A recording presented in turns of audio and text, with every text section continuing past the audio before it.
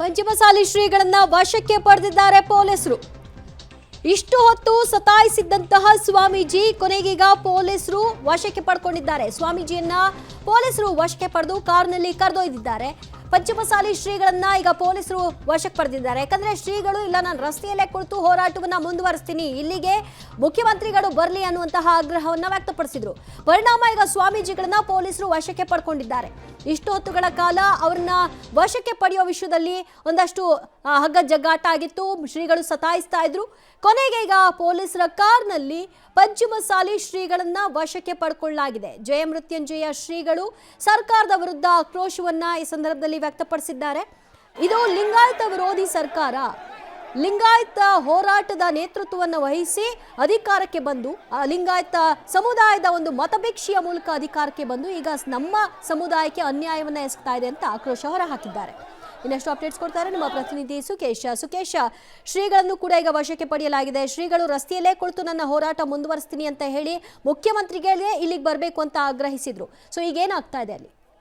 ಖಂಡಿತ ದಿವ್ಯಜ್ಯೋತಿ, ಅದರಲ್ಲೂ ವಿಶೇಷವಾಗಿ ಹೋರಾಟಗಾರರೆಲ್ಲರೂ ಸಂಪೂರ್ಣವಾಗಿ ಏನು ಸುವರ್ಣಸೌಧಕ್ಕೆ ಮುತ್ತಿಗೆ ಹಾಕಬೇಕು ಅನ್ನೋದಕ್ಕೆ ಮುಂದಾಗಿದ್ರು. ಆದ್ರೆ ಸುವರ್ಣಸೌಧಕ್ಕೆ ಮುತ್ತಿಗೆ ಹಾಕಬೇಕಂತ ಹೊರಟಂತ ಸಂದರ್ಭದಲ್ಲೂ ಕೂಡ ಅವಕಾಶ ಆಗ್ಲಿಲ್ಲ. ಸಹಜವಾಗಿ ಒಂದ್ ಕಡೆ ಲಾಠಿ ಚಾರ್ಜ್ ಎಲ್ಲ ಆದಂತ ನಂತರದಲ್ಲಿ ರಸ್ತೆಯಲ್ಲಿ ಧರಣಿಯನ್ನು ಕೂಡ ಕೂತಿದ್ರು.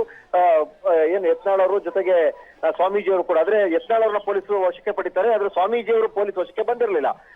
ಸಾಕಷ್ಟು ಸತಾಯಿಸಿದ ನಂತರ ರಸ್ತೆಯಲ್ಲಿ ಇಲ್ಲೇ ಇರ್ತೀನಿ ಅನ್ನುವಂತ ಓಡಾಡಿದ ನಂತರದಲ್ಲಿ ಅಂತಿಮವಾಗಿ ಪೊಲೀಸರು ಸ್ವಾಮೀಜಿಯವರನ್ನ ವಶಕ್ಕೆ ಪಡೆಯಲು ಯಶಸ್ವಿಯಾಗಿದ್ದಾರೆ.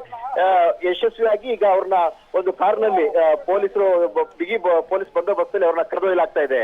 ಇದ್ರ ಜೊತೆ ಥ್ಯಾಂಕ್ ಯು ಸುಕೇಶ್ ನಿಮ್ಮೆಲ್ಲ ಮಾಹಿತಿಗೆ.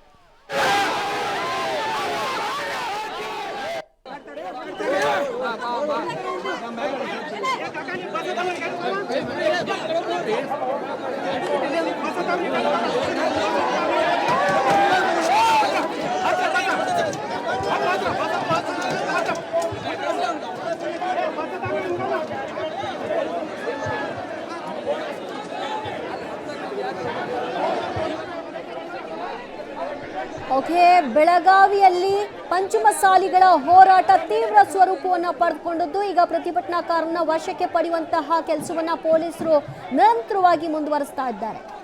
ನೋಡ್ತಾ ಇದ್ರಿ ಸ್ಕ್ರೀನ್ ಅಲ್ಲಿ ಸಾಲು ಸಾಲು ಬಸ್ಗಳನ್ನ ವ್ಯವಸ್ಥೆ ಮಾಡ್ಕೊಂಡಿದ್ದಾರೆ ಪ್ರತಿಭಟನಾಕಾರರನ್ನ ಅದರಲ್ಲಿ ಹತ್ತಿಸ್ಕೊಂಡು ಕರ್ಕೊಂಡು ಹೋಗ್ಲಿಕ್ಕೆ. ಇದರ ಭಾಗವಾಗಿ ಈಗಾಗಲೇ ಶಾಸಕ ಯತ್ನಾಳ್, ಅರವಿಂದ ಬೆಲ್ಲದ್ ಹಾಗೆ ಈರಣ್ಣ ಕಡಾಡಿ ಇವರೆಲ್ಲರನ್ನು ಕೂಡ ವಶಕ್ಕೆ ಪಡೆದಿದ್ದಂತಹ ಪೊಲೀಸರು ರಸ್ತೆಯಲ್ಲೇ ಕುಳಿತು ಪ್ರತಿಭಟನೆಯನ್ನ ನಡೆಸ್ತಾ ಇದ್ದಂತಹ ಶ್ರೀಗಳನ್ನು ಕೂಡ ವಶಕ್ಕೆ ಪಡ್ಕೊಂಡಿದ್ದಾರೆ. ಪಂಚಮಸಾಲಿ ಶ್ರೀಗಳು ಜಯಮೃತ್ಯುಂಜಯ ಶ್ರೀಗಳನ್ನ ಕಾರ್ನಲ್ಲಿ ಪೊಲೀಸರು ವಶಕ್ಕೆ ತೆಗೆದುಕೊಂಡಿದ್ದಾರೆ. ಇನ್ನುಳಿದಂತೆ ಅಲ್ಲಿ ಪ್ರತಿಭಟನೆಯಲ್ಲಿ ಭಾಗಿಯಾಗಿರೋರ್ನೆಲ್ಲ ವಶಕ್ಕೆ ಪಡೆಯುವಂತಹ ಕೆಲಸವನ್ನು ಕೂಡ ಮಾಡಲಾಗ್ತಾ ಇದೆ. ಪ್ರತಿಭಟನೆಯಲ್ಲಿ ಸಮುದಾಯದ ವಕೀಲರು ಕೂಡ ಸಾಥ್ ಕೊಟ್ಟಿದ್ದಾರೆ. ಸೊ ಪರಿಸ್ಥಿತಿ ಯಾವ ರೀತಿಯಾಗಿ ಇದೆ ಅನ್ನೋದಕ್ಕೆ ಕೆಲವೊಂದಷ್ಟು ದೃಶ್ಯಗಳನ್ನು ಕೂಡ ನಿಮಗೆ ತೋರಿಸ್ತಾ ಇದ್ದೀವಿ.